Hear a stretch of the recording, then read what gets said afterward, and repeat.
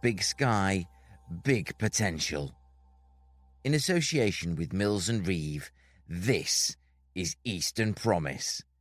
Achieving more together. Welcome to the podcast that has its finger on the pulse, feet on the ground, and head in the clouds of the east of England.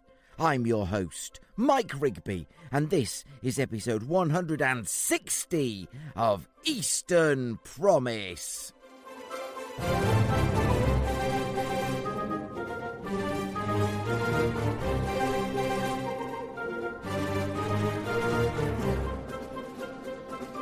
This week, I'll be talking to a man who, at the time of recording, remains the East of England's only Metro Mayor, Paul Bristow, Mayor of the Cambridgeshire and Peterborough Combined Authority.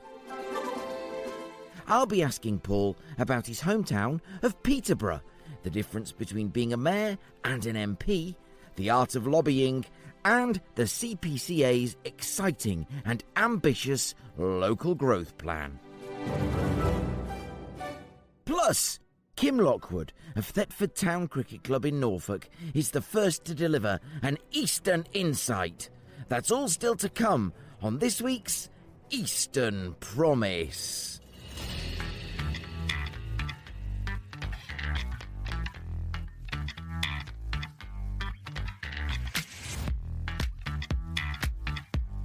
Well, I always used to say that being the MP for Peterborough was the most important job I would ever have.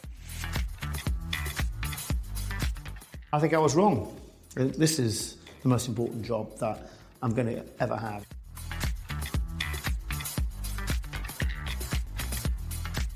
Now, I wanted to sit down for a chat with this week's guest, Mayor for the Cambridgeshire and Peterborough Combined Authority, Paul Bristow, for several reasons. First, as someone who's not unfamiliar with Parliament, I wanted to know what Paul, formerly the MP for Peterborough, made of the difference between that and his mayoralty. Second, because at the time of recording, he is our region's only elected mayor. Third, how he sees the exciting partnerships involving his mayoralty, particularly the Cambridge-Manchester Partnership and the Oxford and Cambridge Corridor, evolving. Lastly, and most importantly, the Combined Authority's recently published Local Growth Plan. My read on this document is that it's a testament to the confidence, purpose, reach and values of the Combined Authority. So now, from the headquarters of the Cambridgeshire and Peterborough Combined Authority, also the home of Huntingdonshire District Council in Huntingdon, that's a special shout out to Michelle Sachs, let's join the Mayor, Paul Bristow. Paul Bristow, welcome to Eastern Promise. Thank you so much for giving us part of your busy schedule today. So, it's not quite a year since you were elected as Mayor. That was May 2025, just in case you were wondering what had happened. Could you just briefly reflect on your time so far as Mayor and what it's meant to you and what you've discovered? Well, I always used to say that being the MP for Peterborough was the most important job I would ever have, and consistently went to say that in all sorts of different audiences. I think I was wrong. This is the most important job that I'm going to ever have. It's very different from being an MP in the sense that people pay attention to what MPs have to say because they're normally campaigning or pressing or pushing or doing something particularly for their area. Whereas Mayor, I've actually got responsibility for something. I get the opportunity to run something. And I think being Mayor, I'm conscious of the opportunity that I have to improve people's lives in Cambridgeshire and Peterborough. I mean, we hear a lot in the media at the moment, certainly, that complaints coming, this is not a party political point because I'm sure all have made it, that the levers of government in Westminster never seem to be connected to much. How would you describe your levers? I hesitate to say of power, but the levers that you have available to you. Sure. I mean, look, the responsibilities that a lot of mayors have are quite inconsistent, really, by different mayoralty and different combined authorities. But I think that's what the English Devolution Bill is designed to try and achieve. So we'll all have similar powers to mayors in Manchester or the West Midlands or London will always be a little bit different, but that's the idea. Now, look, do I sometimes get frustrated with the pace of delivery? Of course I do. We all do. But the English Devolution Bill, I think, will give me plenty more responsibility to get things done. I mean, it's really good, I think, that Cambridgeshire and Peterborough were kind of really early, because the authority has had the benefit of those pots of money that have sort of been put aside every so often. I mean, there's a separate argument whether that's a helpful way to do things, lots of pots and lots of bidding, but it's really had the opportunity to benefit, whereas other places in the east of England, are not going to unpack why, haven't necessarily had that. Yeah, I mean, that's right. I mean, I do regret that we've not gone ahead with combined authority elections, or the establishment of combined authorities in Norfolk and Suffolk and in Essex, because I think I look at all these big beasts from the north. When I went to UK Reef at Leeds, and there was, Steve Rotherham and Andy Burnham and Ben Houchin. These people have been doing the job for a long time. And then there's little old me in the east of England. And I think it would have been quite good to have had, whether they're from our party or not, other mayors in the east of England, so we could come together and really talk about the Great East in the way they talk about the Great North. But unfortunately, we don't have that. But look, what I would say is I think in Cambridgeshire and Peterborough, there's been two things that not held us back, but perhaps not led to us delivering as much as we should have. I think first and foremost, we don't have established status in the same way that we do get pots of money, but we're very limited on what we can spend it on. We're told basically what we can... Integrated settlement, that was the word I was looking for. We're told very much what we can spend it on.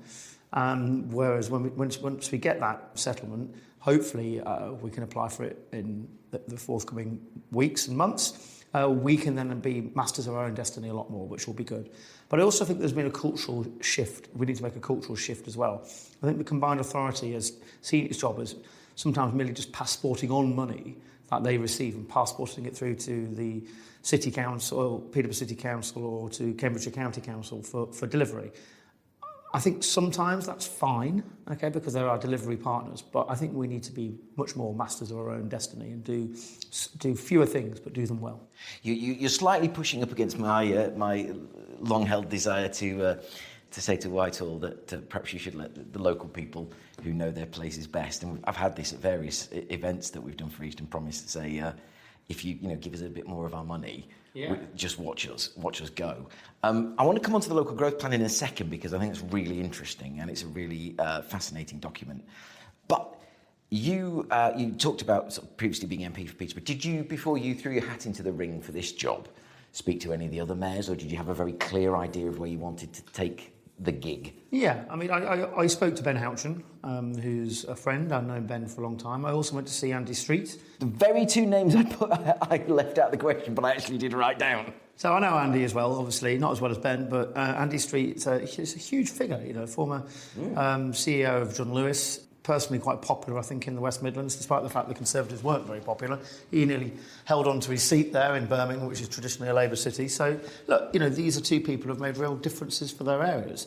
And if you look at other mayors, such as Andy Burnham and Steve Rotherham, certainly in their own areas, these are household names. I don't think we've quite done that in the past here in Cambridgeshire and Peterborough. And it's not about me and about whether Paul Bristow is a household name or not. It's more about making sure people know who their mayor is and what mayors can deliver for them. And I think that's something we need to change. But I've told this story a couple of times about what inspired me to do it, this job, is when I was the MP for Peterborough. I was in a pub in the run-up to the election in 24. And there was a group of young lads on the table next to me in the pub, and I could see just peripherally they were looking at me and wondering about whether they could come over. And then they did, and I kind of stood up with them and they asked for a photo. And I said, yeah, no problem.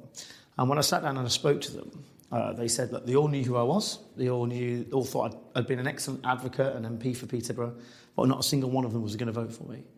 And when I said why, they talked a little bit about not really feeling they had the opportunity to go out and make as a success in their lives as perhaps their fathers would have done. Some of the even entry-level jobs seemed beyond the limit of their ambition, which was a real shame. And then all of them were either sofa surfing or living at home, and they felt the only chance they had to get a place of their own, a flat of their own, was to make their girlfriends pregnant. And I just thought that was I thought that was a terrible thing. And I think, if I was these lads, I wouldn't have voted for me either.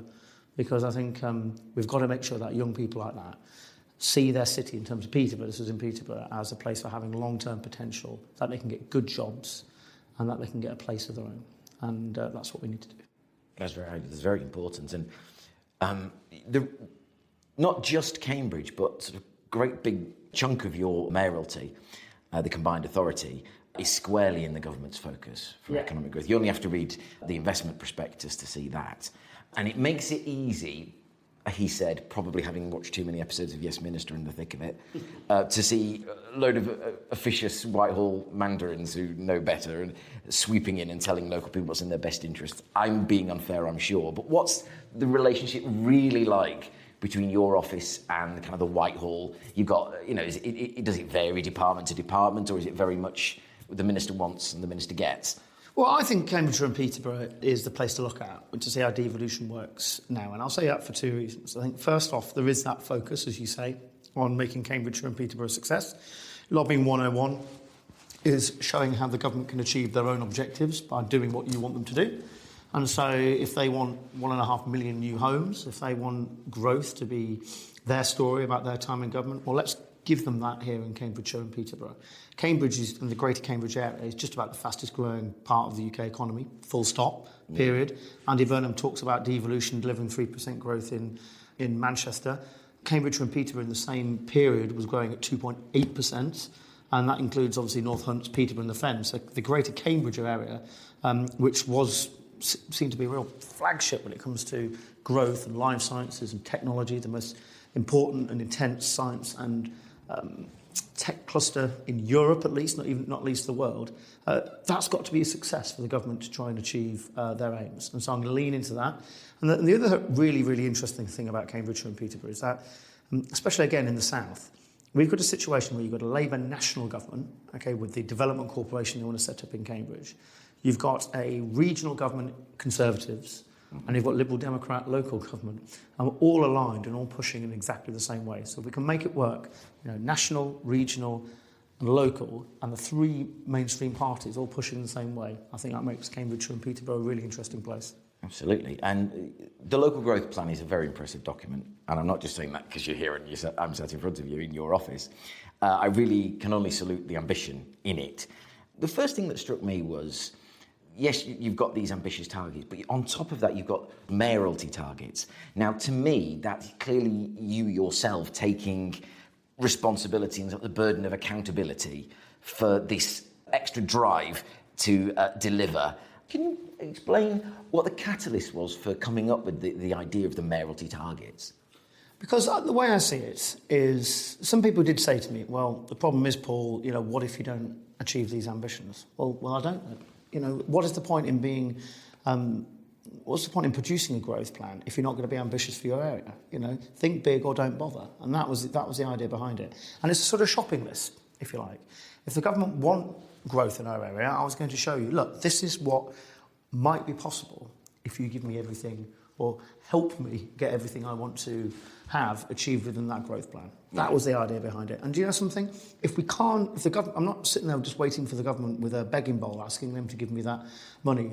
I want to make sure if we can't rely on the public sector, let's go out and try and do it ourselves. I love it, absolutely right. And one of the things the plan also tapped in, and I think this was, again, from possibly yourself or something you've instilled in the team, you actually sort of helped slay one of my personal bête noirs after having spent 15 years working for a Member of Parliament. And 5 paragraphs into your vision in the document, so still early doors, your vision for Cambridgeshire and Peterborough, you used a word that in my view is criminally underused but crucial when dealing with the government, and that is the offer. What is the offer? I've lost track over the years of all the meetings of sort of local government and what have you, wanted to just weep because these are our asks. No. If you ask, you're a supplicant. You're an offer, you're a participant. And I'm just really grateful that you used that word. And you mentioned, again, your career as a lobbyist, which you mentioned at Innovate Cambridge at the summit. Who responds to a special ask? We respond to a special offer. So can you just reflect on that word salad and why it's important to emphasise an offer and not an ask? Well, I think you've just made that case perfectly well yourself. I said to you a bit earlier that Lobbying 101 is showing the government how they can achieve their objectives by doing what you want them to do. That's what I'm trying to do. I'm trying to show that the government can rely on me as a delivery partner. They can rely on me and Cambridgeshire and Peterborough as a place for growth, for new homes, for all the opportunities that we can develop here. But we've got to do that together. That's the argument. That's the deal. And we want to be made taken seriously by government. And look, it's going to be a challenge. We've got a Labour government, Conservative mayor, and they're probably thinking, oh my God, we've got to deal with Paul Bristow. But I want them to think and look at me and think, here's a guy we can do business with. Here's a guy who's ambitious for growth and ambitious for his area. And do you know something? You know, when you've got big beasts in the North and the Midlands, you know, competing for that government time investment, well, they need someone making that case for Cambridgeshire and Peterborough, and we need to pitch it in the way of, you said, as an offer rather than an ask. Fantastic, no arguments here. And a few more things struck me, and it was the confidence, I think, to identify current, future, even potential collaborations and partnerships throughout the UK, but particularly with Oxford and Manchester. Yeah. The benefits of the Oxcam corridor, they've been well rehearsed, oft cited. Well, I thought to just be slightly different, I would get your view of the partnership with Manchester in particular. Why is that of value to Cambridge, and how would you, the Mayor, like to see that expand in the future? I think Manchester is unarguable to say it's probably been the greatest success from devolution. Not necessarily because of the Mayor himself, although I think Andy Burnham's a real character. I think because of the partnership that they've done with their university, with the City Council, the ambition that they've had, and the way they've been able to transform Manchester. So I think there's lots of lessons to be learned from what happened in Manchester for us here in Cambridgeshire and Peterborough. But then you also look at some of the strengths that we have in terms of the potential for Peterborough, the best agricultural land in the country, in Fens as a place for advanced manufacturing, and of course the Cambridge phenomenon. And there's a little bit of that pie that Manchester wants too. And I think we can learn from one another, and I think the two areas will complement one another perfectly. Well, as a Salford-born lad who lived in Wigan, that's to say, if you talk about pies, it's bound to work out just fine. Well, my wife's from Salford as well. Hey, there you go. Absolutely fantastic. Lastly, on the local growth plan, you mentioned Norwich, obviously another place in the east of England, in terms of agri-tech. But I just want you to reflect, if you could, on that, the confidence to look broadly across the east of England for the opportunities to draw on the assets of neighbouring places. The plan talks about being well placed to seize new opportunities. Just reflect, if you would, on the confidence to sort of embrace the rest of the region. You start focused on the combined authority areas in Peterborough. We're here in Huntingdon, for example, but that confidence to embrace the rest of the region as well. Yeah. So as I said to you earlier in the interview, I thought it was a matter of regret that Essex and Norfolk and Suffolk haven't gone ahead with their devolution deals at the same time. There's a real opportunity for us to club together, Team East, and talk about our region and our part of the country in the same way they do the Midlands and they do the North. But we really need to, I think, be part of one team and talk about the east of England. And that's important. I also think, Cambridge, there is that slight timidity, really. Well, of course, we're going to be successful with Cambridge. And we don't often tell that Cambridge phenomenon story as well as we should have done. And the difference and keep that word again, the offer that the east of England can make to the rest of the country. I think we need to be out there and shout about it and be proud about it. And it goes down differently sometimes in Cambridge audiences, but I keep telling them it takes a boy from Peterborough to sell Cambridge.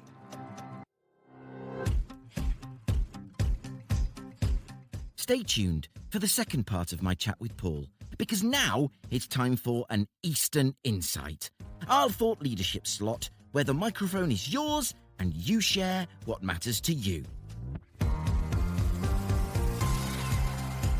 This week, for our inaugural Eastern Insight, here's Kim Lockwood of Thetford Town Cricket Club.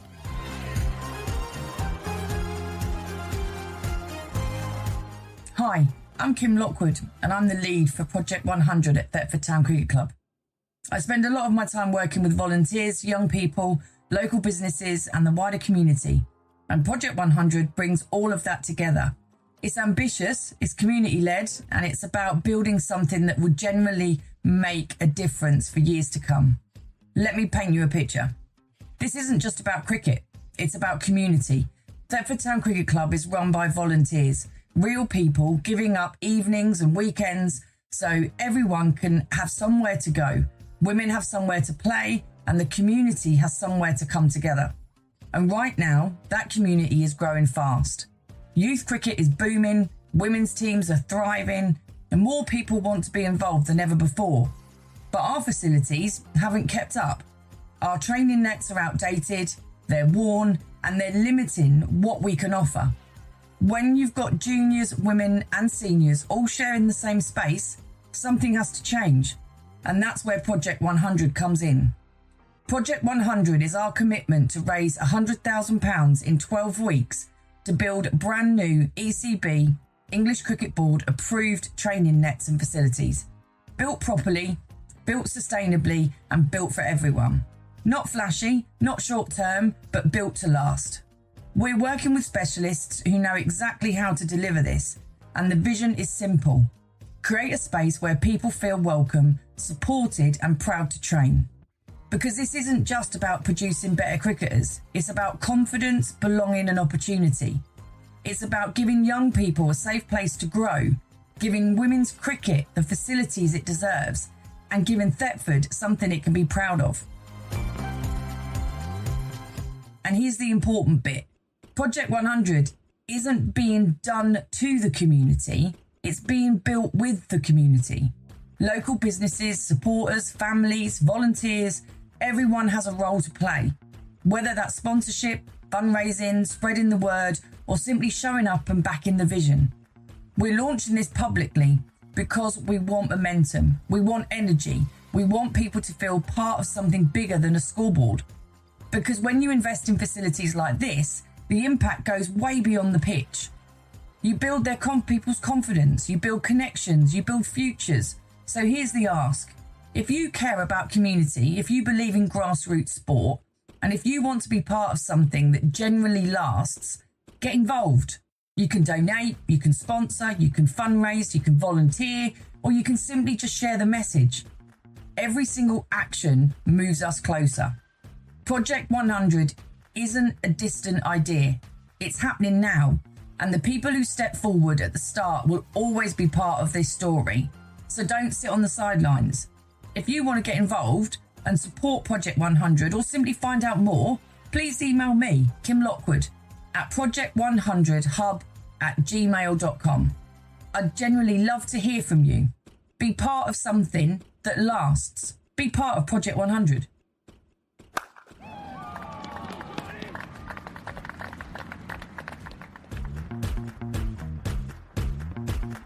Thank you, Kim. You can find a link to the Thetford Town Cricket Club website in the notes to this podcast.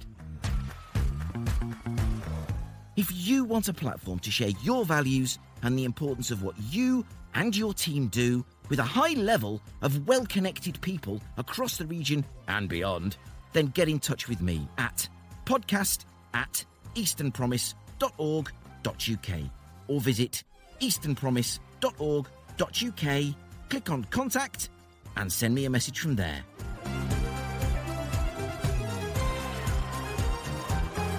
And now we return you to my chat with the Mayor of the Cambridgeshire and Peterborough Combined Authority, Paul Bristow.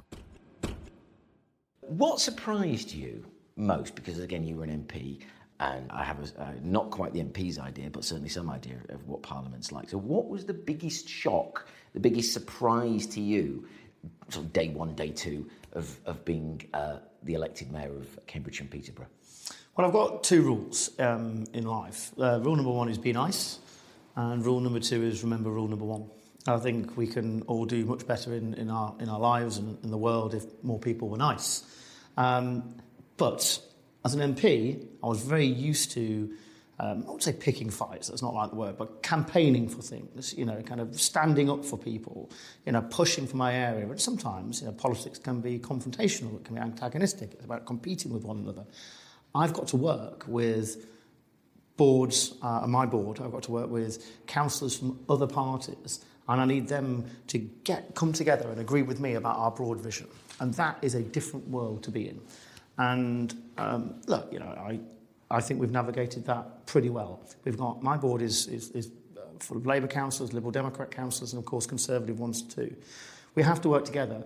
There's a phrase that I used to say, it's not always well liked, but I used to say we have to hunt as a pack when we're pushing for our area. So that is, I suppose, the biggest change. I've got to work with my colleagues across, and being an MP, you're often used to bashing your colleagues, bashing other elected politicians in the area rather than working with them. You trigger a memory in me, which was way back at the 92 election, I think it was, and I was a high school student.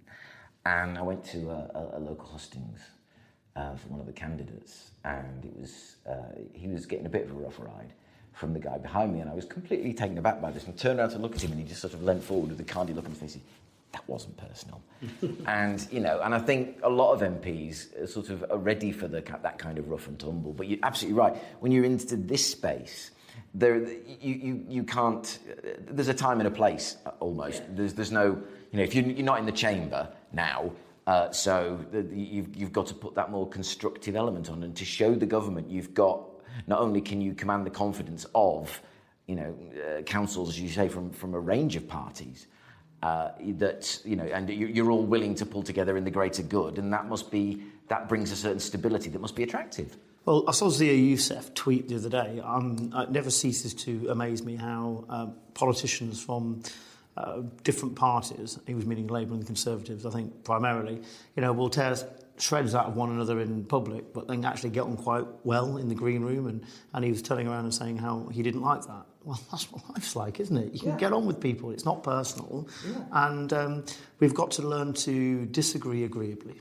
It's a lost art, you're absolutely right, and I think we're in very grave danger, not to go down too far down this rabbit hole, but we're in very grave danger of, hopefully now that's receding a bit, of moving from communities built around place to built around ideology. Yeah. Whereas, as I've sort of learned on my travels, that the true strength, particularly the East of England, is not the same. You cannot force it into some kind of homogenous lump. What you can do is take each place as it is, revel in the glories of it and the diversity, this beautiful patchwork.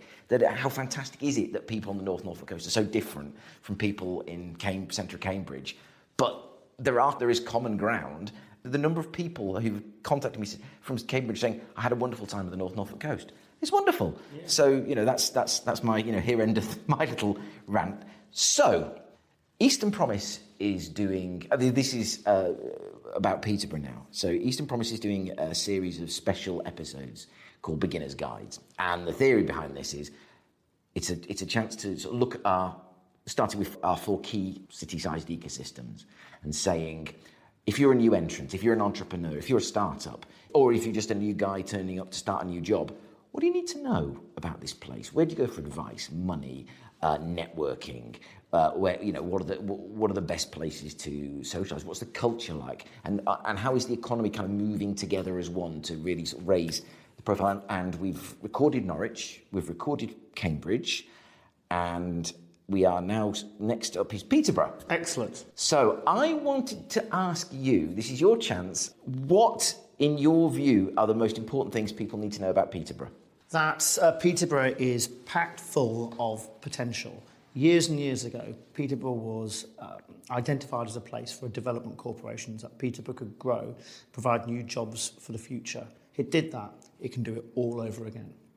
One of my favourite restaurants is Fratelli's, which is in the Rivergate Arcade. It's absolutely delicious Italian food, because big, strong Italian culture in Peterborough, but it's got great Italian food. It's honestly one of the best, and it's reasonably cheap, and so I would recommend everyone to go there. I think the cathedral, no one can go to Peterborough and not take a look at the cathedral. It's 900 years old, and our friend Catherine of Aragon, of course, is buried there, that great English queen, although she was Spanish, obviously. You've got Neen Park, Ferry Meadows is just a fantastic open space. I absolutely love it. I'm a posh fan, so going to London Road is always absolutely brilliant for me. I live in the village of Wansford, and the local is across Quays and does the best pint of Guinness outside of Ireland. Well, there you go. I can't ask for better than that. What a brilliant whistle-stop tour of Peterborough. What does 2026 hold for you as mayor and for... it's dangerous to predict anything at the moment, but hold for you as mayor and the Combined Authority? We need to get cracking with delivery. Although you very kindly said what an impressive document the growth plan is, producing the plan is just 2% of the job. The last thing we want is that now sat on a shelf. we've got to get on with delivery. And so the most important thing we can be doing over the next 12 months is to come up with what I say are called investable propositions. They're all there in that growth plan. We need to work up business cases and investable propositions in each of these. And so when we go to government, we go to private capital, we go to pension funds, we use the benefits of the Mansion House Accords and what we can do is the Mansion House speech. We go to private investors, those from overseas as well. We go there with a plan and we can show what they would get for their money. You're repeating a phrase there that my old boss used to use a lot. And he used to say, particularly around housing, there's no shortage of money. What there is a shortage of investable propositions. And it's brilliant to hear you say that and to recognise the importance of actually putting in front of people, something that they can invest in and know that they're going to get a reasonable return. And in this current climate, the stability and high chance of delivery is fantastic. So, it's really exciting. I mean, what do you think it holds for you personally? Are you going to be back in Leeds this year? Oh, I'm looking forward to going to UK Reef, but we won't just see the big beasts wandering around in their pavilions. I want the Cambridgeshire and Peterborough Pavilion to be the place to be. I remember turning up there just 10 days after being elected. Head spinning, and there were lots of people queuing to listen to little old me. Now they know a little bit more about me. I'm hoping we're going to get people there so they can listen to me pitching those investable propositions. I mean, you say it's to be frank. For me, just as from the outside, yes, I've gone to all the other stands, but it was the place. It has been always the place to be because there was such an action-packed agenda of really interesting discussions. And in 2024, I was lucky enough to chair two of them, which where I met Peter Freeman, and here's the name dropping. And the last one of the day I did was on Peterborough and the Station Quarter, which is another. I noted in the budget that Peterborough had actually, one of the places in the east of England, had actually got some investment in, which was really positive. So last one, just to nip back to the idea of beginners' guides. Where else in Cambridgeshire and Peterborough, having done the titular two, as it were, should we be looking at in terms of introducing people to all the fantastic local ecosystems that are there? I'm really excited about the potential for North Hunts and what can happen there, right. About the defence cluster we want to bring there. Defence is going to be an area where the government have to take much more seriously.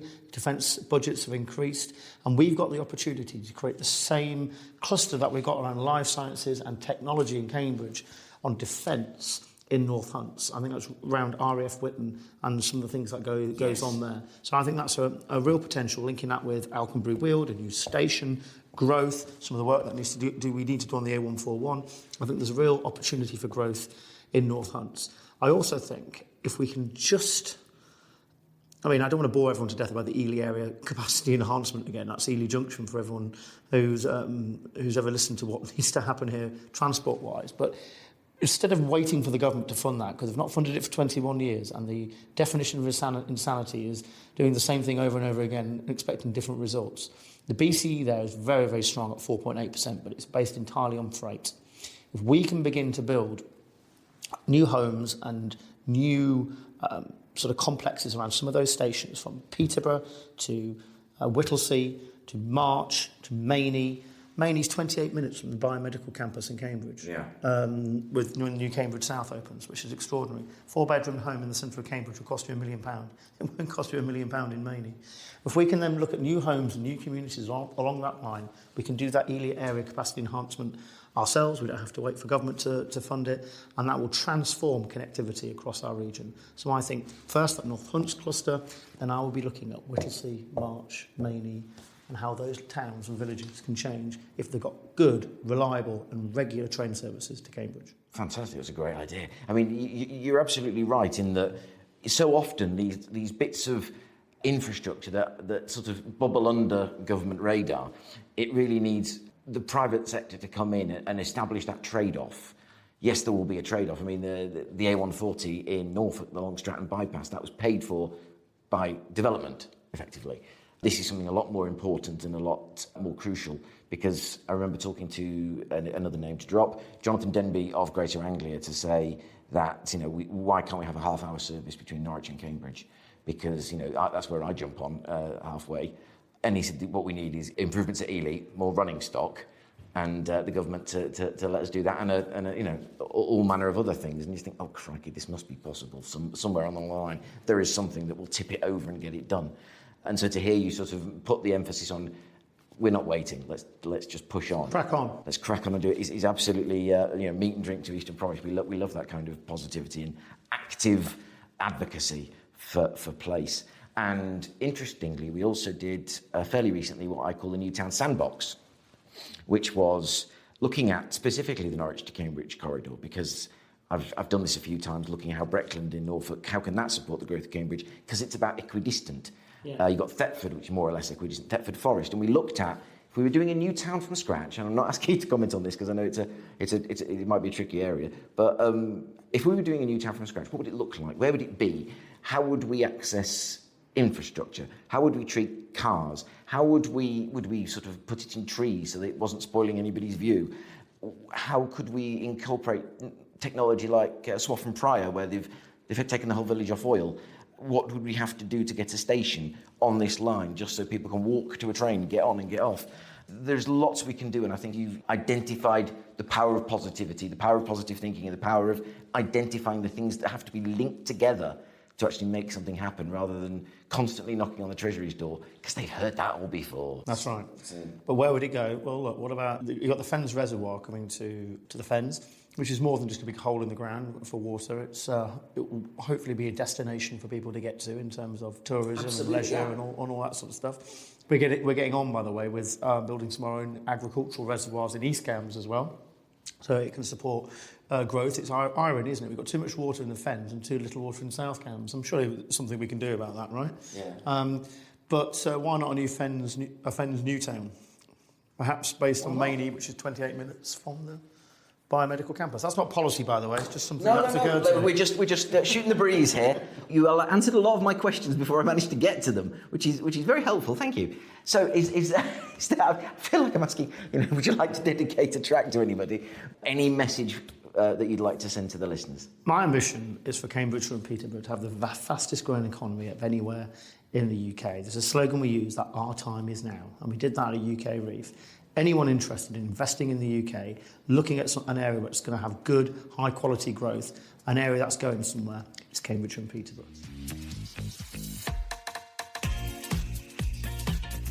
My thanks to Paul and all the team at Pathfinder House. Again, you can find a link to the local growth plan and the CPCA website in the notes to this podcast. So what's my take? I'm glad you asked. So here, for you, are my action points. Play the jingle! Action points! Action points! Action points! Yeah, that might be a bit much.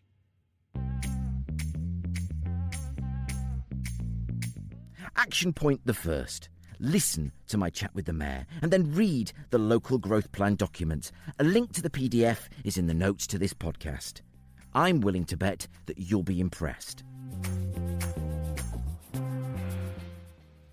Second, remember this. Business doesn't see borders, and though administrative boundaries have a role, they mustn't limit potential or become a drawbridge. The CPCA's plan makes it plain that the wider region, including very much Norwich and Ipswich, are all part of the Combined Authority's wider offer. A worthy inclusion, from which those places stand to benefit. Eastern Promise says, more of this, please! The third and final action point, and I cannot hammer this home often enough.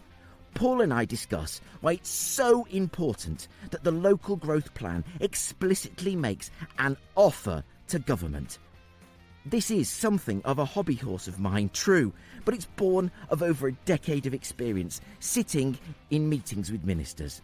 The way the Combined Authority has framed its pitch is exactly the right approach, and I confidently predict this plan will benefit from improved engagement with Whitehall as a result.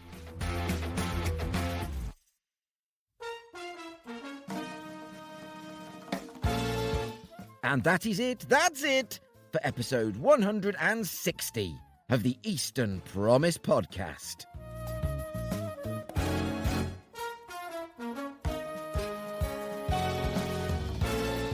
I have been Mike Rigby, and I will be so again next week. We're deviating from our schedule to take a special look at government proposals for a centrally led development corporation for Cambridge.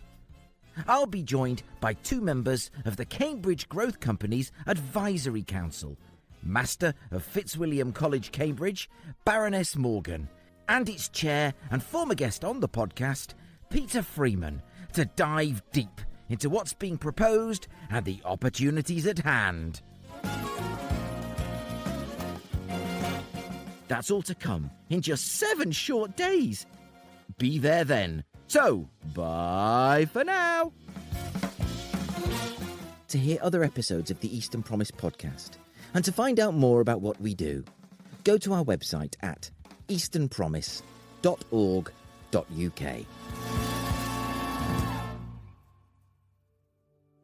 Eastern Promise is a Pudding Shed production in proud association with Mills and Reeve, achieving more together.